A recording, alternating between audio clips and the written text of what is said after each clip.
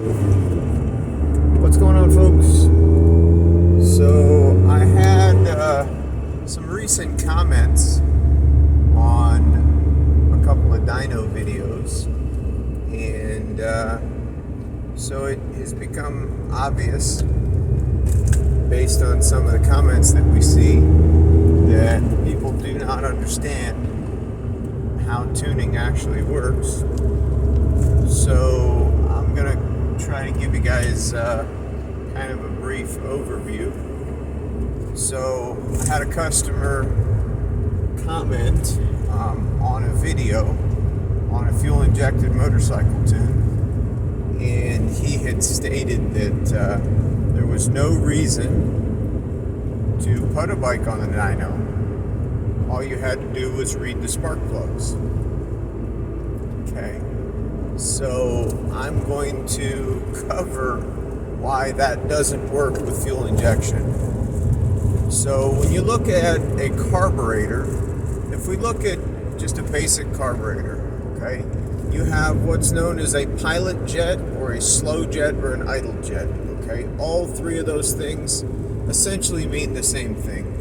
That is the jet, or it's an orifice, okay? So it's a little hole in a port, which is changeable, and what that thing's job is it controls fuel at an idle, okay, when the vehicle's idling in a carburetor. This is not in fuel injection. So, and then when you also have a main jet, which that main jet is when the throttle is wide open, okay? That the size of that orifice or the size of that port, it can only flow so much, or it can flow so much if it happens to be too much. So you can change the size of those orifices, and that's called rejetting.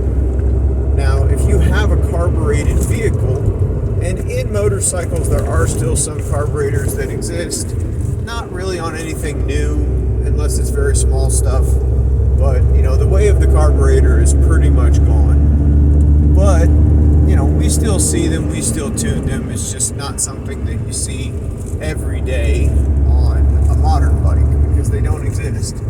So when we're looking at fuel injection, we have tables, and not one table but multiple tables, and those tables are broken up by throttle position, RPM, engine load, engine temperature, travel speed. Some of that can be based on gear, intake pressure, so on and so on and so on. I mean, there are so many things that has its own table. And based on those tables and the data that's in those tables, you can make finite adjustments in any of those random boxes. Now with a carburetor, that's not how it works. With a carburetor, you just have a pilot and a main, and then some carburetors will have a needle that trims back the main. Obviously they have either a flap or they have a slide. Depends on what kind you're talking. So when you go from one setup to the next, there are minimal things you're changing. You're primarily just changing the jets in a carburetor, and some minor adjustments, but the average fuel is based on the size of those holes. And then again, you can make little adjustments depending upon the carburetor. Some are very basic, some are very complex, but those adjustments can be made based on just the way the engine responds, stuff like that.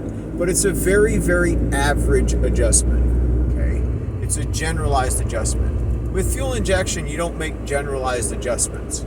Okay, not if you know what you're doing.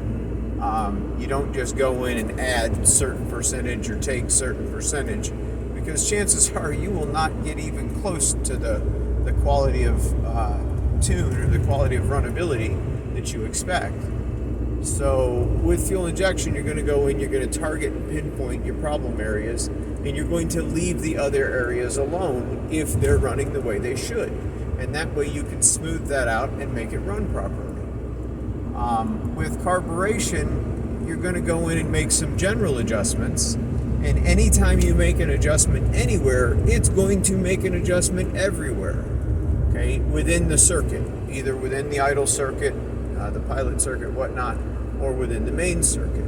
Okay, or if you have a needle adjustment on a slide carburetor, then you can make those adjustments in the middle as well. Okay? But those are very average adjustments. You can't make finite adjustments. So why is it that we tune using a dyno? Because we have control of the environment and we can put it through its paces in a safe environment. And yes, we can again see the result instantaneously. When we graph it on the dyno, we can see the result immediately as to how much power change that made, or what its air-fuel ratio was, or so on and so on. I mean, there's just so many different things we can see there. But that's basically the gist, and that's why we don't just read plugs, because on a fuel injection, you would see the thing go rich and lean 150 times randomly based on the data that could possibly be in there. So, all right, y'all, take care. Have a